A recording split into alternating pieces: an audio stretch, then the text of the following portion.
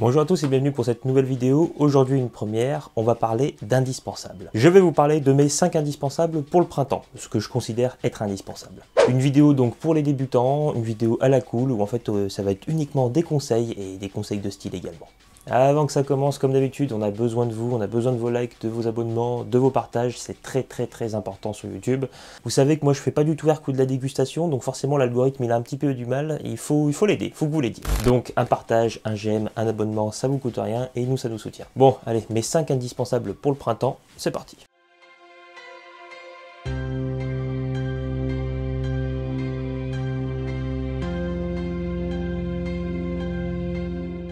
Le chino. Alors le printemps pour beaucoup c'est une saison tampon où il fait mi-chaud, mi-froid, mais on va dire que ça varie. J'habite en Bretagne donc pour moi c'est pas le cas. Non, ici ça caille encore, on croise des gens en parka et vous voyez je sors même la veste de costume d'hiver donc c'est pas encore ça quoi. Du coup je porte toute l'année des pantalons et pas des shorts. Et en été et au printemps quand il fait un petit peu chaud, j'ai jeté mon dévolu sur le chino. Le chino est un pantalon du vestiaire casual que vous croisez beaucoup, hein. Il est en toile de coton, traditionnellement il est plus kaki, vert, beige, taupe, etc. Et il y a encore peu je n'avais pas de chino comme Al Pacino. Enfin bref, comme je vous l'ai dit, c'est une toile de coton qui à l'origine n'est pas de Chine, mais d'Inde. Il y a rarement des pinces sur les pantalons chino, mais ça existe. Dans le look casual chic ou dans le look workwear, ça se porte très bien, et je dirais même que dans le look sartorial, ça peut avoir son effet. C'est donc pour cela que je considère que le chino est vraiment le pantalon du printemps. C'est là qu'on arrive à comment choisir son chino. Eh bien, choisissez-le plutôt coupe droite ou coupe semi-slim. Évitez les coupes slim sur un chino avec une toile de coton, c'est pas terrible. Choisissez-le d'une couleur différente. Moi, j'aime beaucoup les couleurs taupe, sable, grège, marron. Je partirais pas sur des chinos bleu marine par exemple. D'ailleurs ni gris. Essayez les couleurs blanches, crème, vert, vert sauge, vert olive. Voilà, c'est comme ça que je vois le chino. Essayez de le porter plutôt taille moyenne, taille naturelle. Je suis pas sûr que le chino taille haute ça passe et encore moins taille basse. Généralement le chino ça se porte avec une ceinture à l'américaine, vous savez, dans un style un peu plus Ivy. Et du coup moi j'ai jeté mon dévolu sur ce chino là. Alors ça c'est un chino, c'est le nouveau d'ailleurs chino de chez The Nine. À cette marque on en a déjà parlé, mais là on en reparle parce qu'ils ont sorti une petite pépite. C'est un chino à la coupe semi-slim, c'est pas forcément ce que je recherche moi, je suis plus coupe droite. Mais forcé d'admettre que ça a un look un peu plus contemporain et c'est vrai que bon des fois un tout petit poil de modernité c'est pas mal. Ça me permet de pas me faire dévisager dans la rue donc ça peut aider. Il a des passants de ceinture, il est avec une pince pour un style un peu plus vintage. Il est couleur taupe, il existe d'autres coloris, je vais vous montrer ça. C'est un chino en coton sergé, la toile est faite en Turquie il me semble. Et surtout sa particularité c'est que c'est un chino qui est en toile, qui est en coton recyclé pardon et en coton bio. Donc en plus il est écolo le bâtard. Alors les tenues que je propose avec le chino, ce serait plus des tenues du style Ivy. Voilà, avec une chemise en Oxform décontractée, avec une petite ceinture au passage. Ça c'est un style qui me plaît. C'est marrant parce qu'il y a pas très longtemps je détestais le style Ivy et là à force je commence à comprendre. Donc pour le printemps un chino c'est top, c'est léger, c'est cool, c'est décontracté. Faites attention à pas tomber dans les travers du chino avec des coupes super slim, avec un style amplement américain, une veste bleue, un chino taupe ou un chino beige. Ayez un peu plus d'extravagance quoi, affirmez-vous. Je vous laisse en description le lien vers le chino de The Nine. Numéro 2, la surchemise. Alors la surchemise, on était un petit peu fâchés à la base, je suis pas super fan de la surchemise. Et forcé d'admettre qu'avec le temps, elle a su me séduire. C'est une pièce plutôt forte que l'on porte en layering, donc souvent comme troisième couche et parfois comme couche du dessus. Ce que j'aime bien avec la surchemise, c'est que généralement on peut vraiment s'amuser avec les textures, avec les couleurs, avec les motifs. Voilà, ne choisissez pas une surchemise qui ne veut rien dire, une surchemise blanche en coton ou une surchemise toute moisie en laine quoi. Trouvez de l'aspérité, trouvez de la texture, trouvez des couleurs sympas aussi, alors ça du coup ça va venir avec le prix, désolé de vous le dire. Et du coup la surchemise pour le printemps, ce qui est intéressant c'est que quand il fait chaud vous pouvez la porter comme chemise tout court, avec un t-shirt dessous hein, pour faire un tout petit layering, un t-shirt blanc avec une surchemise pardon, de couleur, c'est super esthétique. Et si ça caille, vous pouvez la mettre comme couche intermédiaire, voire comme surcouche. Sur un pull, sur un t-shirt, sur un henley. C'est pour ça que j'adore la surchemise au printemps, vu qu'on sait jamais comment s'habiller avec ce putain de temps. Alors les surchemises, c'est comme pour tout mon vestiaire casual, généralement c'est de la friperie ou alors c'est 3 marques. Ast Paris, The Nine Paris et Bonne Gueule. Parce que déjà, j'arrive à rentrer dedans, ce qui était déjà un effort pour moi. Secondo, ils ont un savoir-faire, ils fabriquent en Europe ou en France. Niveau texture, niveau motif, niveau matière, il y en a d'autres, hein, bien sûr qu'il y en a d'autres, mais moi j'ai trouvé mon compte chez eux, je suis très heureux, je suis très content. Donc ma première, c'est celle-ci, c'est une surchemise en chambré japonais. alors avec un col Mao. C'est plus dans le vestiaire workwear et vous savez que... Workwear, excusez-moi. C'est plus dans le vestiaire workwear et vous savez que j'adore le style workwear. C'est une chemise à la fois, c'est une surchemise et une chemise. On peut la porter comme chemise avec un t-shirt dessous, voire rien du tout. Comme on peut la porter en surchemise avec une chemise plus légère dessous. Voilà, j'aime beaucoup, il y a de la texture, il y a de la gueule et en plus elle commence légèrement à se patiner avec le temps. Donc une surchemise pardon, en chambrée ou en denim, je vous le conseille vivement. Et mon autre surchemise, alors c'est celle-ci, vous la connaissez, vous l'avez déjà vue. C'est une surchemise qui vient de chez Ast. Elle est en velours côtelé couleur rouille et bon ça c'est mon bébé ça. Non, c'est une surchemise super parce que le velours côtelé ça a un super effet à la lumière, donc au printemps moi j'aime beaucoup. La couleur rouille c'est quelque chose qui est beaucoup plus printanier ou automnal. J'aime beaucoup la surchemise parce qu'on peut s'en inspirer pour des styles workwear, pour des styles plus casual. Même dans le milieu du streetwear on peut utiliser la surchemise, donc c'est pour ça que c'est une pièce intemporelle. Une dernière alternative pour les surchemises, alors je vous ai parlé des marques mais également des friperies, et force est d'admettre qu'il existe plein de petites surchemises très sympas de l'armée dans des surplus militaires. Sur Vinted également, vous pouvez trouver des chemises suédoises de l'armée suédoise et elles sont top de chez top. Et puis ça coûte 10 balles. Donc foncez sur Vinted dans les surplus militaires ou à fortiori chez The Nine ou Ast Paris. Vous n'allez pas être déçus pour trouver votre surchemise pour ce printemps. On passe à la suite. Le Henley. Ah, comment parler du printemps sans parler du fucking Henley?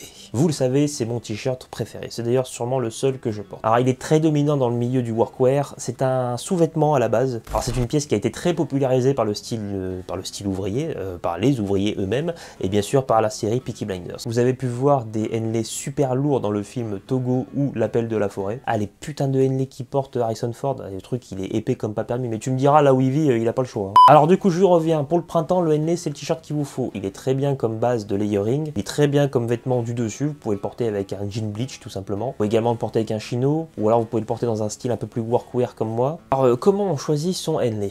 Déjà privilégier le 100% naturel. Que un Henley en coton ou alors un Henley en coton étincelle, et c'est ultra thermorégulant, vous n'allez pas transpirer, il va pas schlinguer non plus la mort. Pour la couleur, alors moi j'aime beaucoup les Henley avec des couleurs plus claires, vu que je les utilise comme vêtements du dessous. Donc un gris clair, un blanc, un écru. Alors la texture, évitez de choisir des Henley qui sont tout lisses. J'ai un Henley de chez Sud Supply en Pima coton, et j'avoue qu'en fait finalement je le porte pas tant que ça. Sinon privilégiez les Henley gaufrés et les Henley côtelés. Moi j'aime beaucoup, j'aime pas les trucs tout lisses qui ont rien à dire. Bon alors, qu'est-ce que je recommande comme Henley? Alors ça va être particulier parce qu'en fait je recommande déjà un Henley de chez Uniqlo.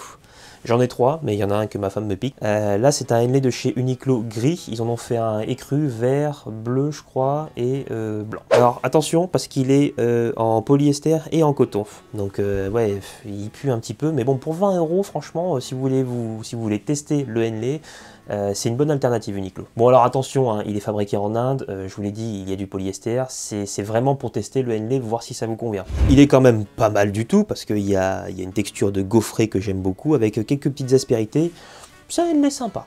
Sinon, en must du Henley, ce que je recommande, c'est ça. C'est mon Henley de chez Petron, qui est couleur gris clair, légèrement côtelé et en coton étincelle. Je l'adore, je le kiffe de ouf, il est proche du corps, c'est vraiment pour moi c'est vraiment un sous-vêtement. Et le tencel, ou le tincelle, hein, je sais jamais comment est-ce qu'on le dit, j'en ai déjà parlé dans une autre vidéo, c'est une fibre qui vient du bulbe de l'eucalyptus, une fibre un peu plus écolo. Il y a très peu de marques qui utilisent le tencel, je sais qu'il y a Seagal et Petron Paris. Alors celui de Uniqlo il coûte 20 € et celui de Petron il coûte 69 € je crois. Bon, le t-shirt Henley pour le printemps, on passe à la suite. Le jean Selvage brut lourd. Alors, j'entends par lourd qui fait plus de 12 oses, quoi. C'est plus de 12-13 oses. Parce qu'on peut trouver des toiles super légères, je crois, chez Naked and Famous qui en fait des 5 oses, donc ça c'est plus des toiles d'été. Même 10 oses en été, ça passe. Ouais, on dit ose ou on dit OZ? On s'en bat les couilles, on s'en bat les couilles. Bon, après, il existe des toiles beaucoup plus épaisses, hein. Il y a des mecs qui font des toiles à 32 oses, mais honnêtement, c'est une boucherie, quoi. Essaye de marcher jusqu'à ta banque pour prendre un crédit avec une toile 32 oses, hein. Non, il va te demander les chéquiers, hein. Bref, une toile Selvage, traditionnellement, c'est plus une toile japonaise, mais on peut fabriquer des toiles japonaises ailleurs qu'au Japon. Bref. Alors c'est une toile avec un liseré qui implique en fait qu'il y a une machine traditionnelle un peu ancienne, une machine qu'on appelle une machine à navette. Ça fait du coup un rouleau de tissu plus court avec de l'aspérité, enfin bref, on en fera peut-être une vidéo. Alors pourquoi je recommande une toile 16 oses, un jean brut Selvage? au printemps? Eh bien, au printemps, généralement, on sait jamais trop comment s'habiller, le temps en fait des siennes, et il nous faut quelque chose de robuste qui soit à la fois aéré et à la fois chaud. C'est très bien les pantalons de flanelle, mais cependant, dès qu'il y a un tout petit bout de soleil qui apparaît, on crève très vite de chaud. Ce qui, selon moi, n'est pas tout à fait le cas avec une toile, avec un jean. Et a fortiori avec un jean Selvage. Parce que lui, au moins, il est stylé, mon gars. J'aime les jeans Selvage à la toile brute, à la toile épaisse, à la toile avec de l'aspérité qui vont se patiner, enfin qui va se patiner avec l'âge, qui va vieillir, qui va avoir un délavage unique.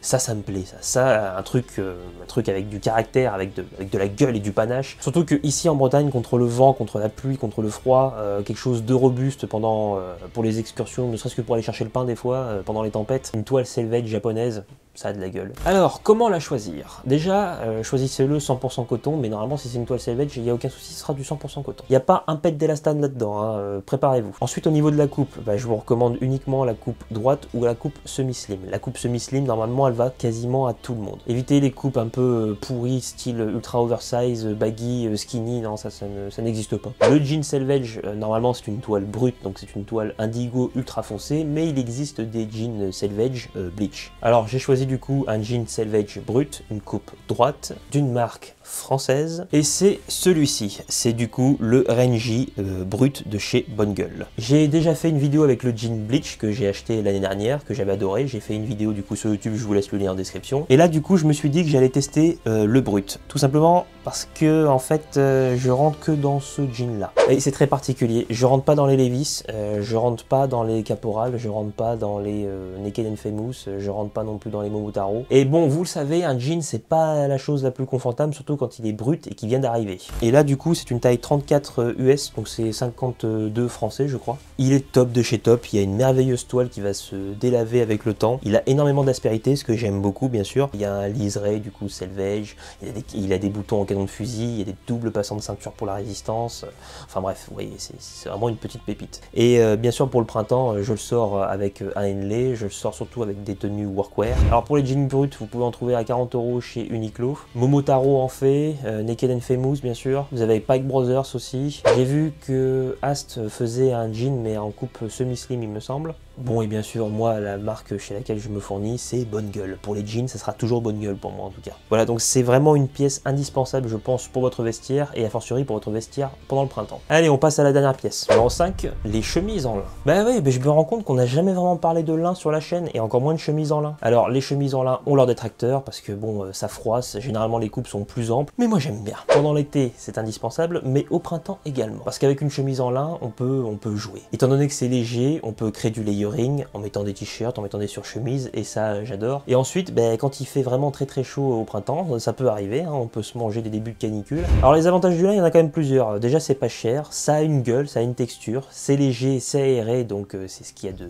mieux. C'est une main très sèche le lin et en plus c'est une matière qui est du coup végétale et non animale. Le lin ça sèche aussi ultra rapidement. Si vous avez une chemise mouillée, vous la mettez 10 minutes au soleil, c'est fini, elle est sèche. Donc du coup comment choisir sa chemise en lin? Généralement je vous dirais de choisir votre chemise en lin un peu plus ample que à l'habitué, histoire que l'air puisse circuler. Ne prenez pas une chemise en lin qui est cintrée. De toute façon normalement on fait pas trop des chemises en lin cintrées. Choisissez des chemises avec des motifs, choisissez des chemises avec de la couleur. Là avec le lin vous pouvez vous faire plaisir, donc une chemise bleu ciel pour des tenues un peu plus formelles. Mais si vous êtes comme moi, mes chemises en lin, moi elles sont beaucoup plus casual, comme disent les fils de pute. J'ai du coup deux chemises en lin, une couleur nappe de jardin, tu vois, nappe de pique-nique, qui est une chemise de chez Sud Supply que j'ai chopée sur Vinted. Elle est du coup couleur rouge à carreaux, hein, je pense que vous le voyez, avec un col très évasé que j'aime beaucoup. Elle se porte super bien l'été, elle est super aérée et a fortiori je vois que je la porte de plus en plus au printemps. Avec un pantalon un peu plus chaud, du style un pantalon en laine tropicale, même avec le jean brut et une petite veste, je la porte, j'aime beaucoup. Et sinon il y a celle-ci que j'ai déjà montré plusieurs fois. Celle-ci c'est une chemise à col boutonné couleur ocre de chez Ast Paris, encore une fois. Ce que j'aime avec celle-ci c'est qu'elle a vraiment une ambiance un peu plus vintage, un peu plus avec la couleur sûrement, hein, un peu plus à l'ancienne. Je la porte avec un pantalon taille haute à pince de chez Lanieri. Et ça au printemps, si vous avez un tout petit peu froid, vous pouvez mettre une veste en laine par exemple. Donc le lin a ses avantages, les chemises en lin ont leur importance et je vous conseille d'investir dans des chemises en lin pour le printemps. Et si c'est pas le cas, ça sera pour l'été. Pour les marques de chemises en lin, Pini Parma en fait, Sud Supply, Ast, Bonne Gueule également. Et je crois que c'est à peu près tout ce que je vous recommande. Faites attention, le lin ça froisse, ça a vraiment un style très décontracté. Si vous êtes vraiment pas prêt à la porter comme ça, n'achetez pas du lin. Voilà. Voilà, c'est tout pour moi, les 5 indispensables pour le printemps selon moi. Hein. Vous avez le droit de pas aimer, vous avez le droit de faire vos suggestions en commentaire si vous avez d'autres indispensables que vous pensiez plus pertinent. Croyez-moi, il y en a. Mais en fait, je fais avec ce que je porte. Je me rends compte que je porte de plus en plus ça et je me suis dit, ça pourrait être pas mal de leur parler d'indispensables du printemps et d'indispensables auxquels on ne penserait pas. N'oubliez pas que je suis sur Instagram au nom d'alex.cormac. Rejoignez-moi en masse. Je vous propose des tenues, des tips et de défoncer des Instagrammeurs de temps en temps en story. Donc forcément, avec des propositions pareilles, normalement, vous êtes déjà abonné. alex.cormac. N'oubliez pas également de vous abonner, de liker, de partager, de laisser votre commentaire, votre impression. C'est super important. Je l'ai dit en début de vidéo. Je le dis enfin. La boucle est bouclée. Bon allez, moi je vous dis à la prochaine pour une nouvelle vidéo. Allez, salut les gars.